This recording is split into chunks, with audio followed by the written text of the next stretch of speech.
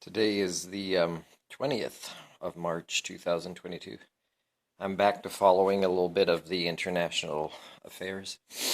You know, if Trump is going to go for re-election, I think the people that want to vote for him should be very clear that he should not have anything to do with foreign affairs, and he should just focus on cleaning their own backyard, like setting them on a path that doesn't include being the top of all the Monopoly game that is a global sickness that is out there because he doesn't have the levels of altruism to succeed at this. So, if Trump gets reelected, it should be related to just fixing things and within his own country and balancing things and creating not better opportunities for people to become elites and so much richer than others, but to stabilize what causes the crash in their systems, which is the inequalities of things, of assets and resources and income and all that. So for him, I wouldn't want him to talk or get involved in international affairs, but I'm watching the news here again today with Conservative Party interim leader Candace Bergen, I think she's called, in Canada, and it makes me think the same thing. I don't think conservatives should even think of talking about international affairs or meddling into or voicing their opinions. That's a wrong thing to say in the sense that I'm taking away their rights to freedom. But the thing is that the words that come out of their mouth when you're in a role like this is a very powerful word. And I think just the basis of what their views are and how they like to argue with other parties in the Canadian government, just to be opposites really is when it comes to the stakes being so high during our current stage of modernity as another failing proto-civilization is about to crash, but this time with nuclear weapons, nuclear power plants that are hardly well taken care of all over the world. It's a risky thing for them to be doing. I would want them to just focus on the basic math, also the conservatives, of the inequalities here. And I've challenged some of their members to public debates when it comes to the basic math of altruism as applied to economics. And of course, that would be an easy win for me, but I'm never going to hear back from them. So it's a pretty scary thing.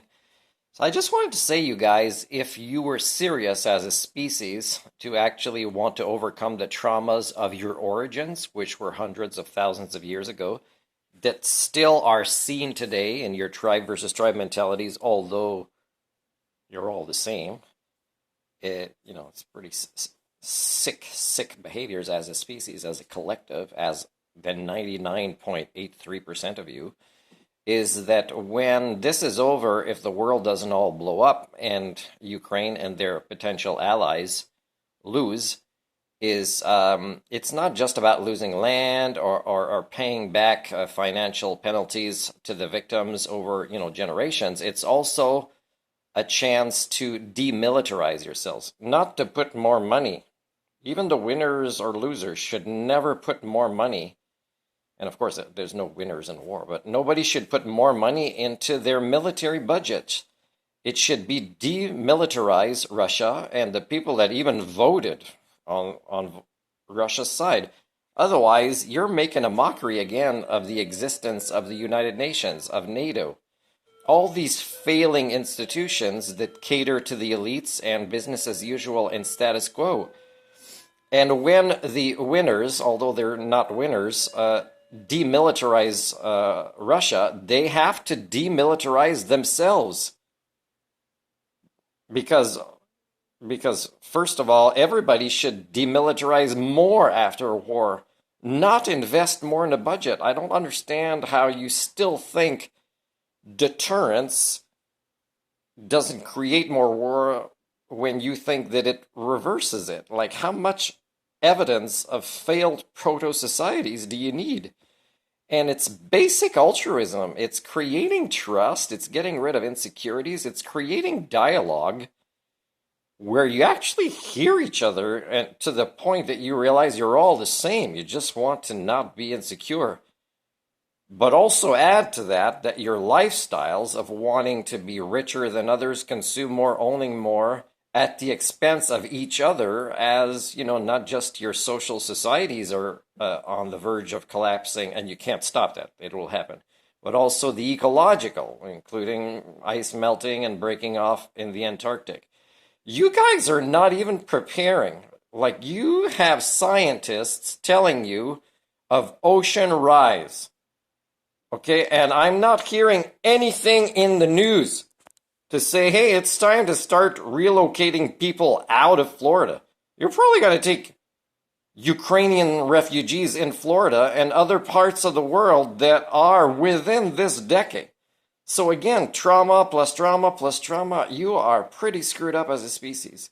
So what I'm telling you now is, please, when this ends, if, you know, you're actually able to not be zombies who are in shock with how it ends. I don't know how it's going to end, but whatever way it ends, is it must be that whatever new international nation organization that replaces NATO and the UN, because they've miserably failed and are continuing to, miserably by human standards, is whatever new organization is formed, it is about demilitarizing and focusing on equality and focusing on less of the same lifestyles that is extremely toxic for what you are born as, which is social creatures.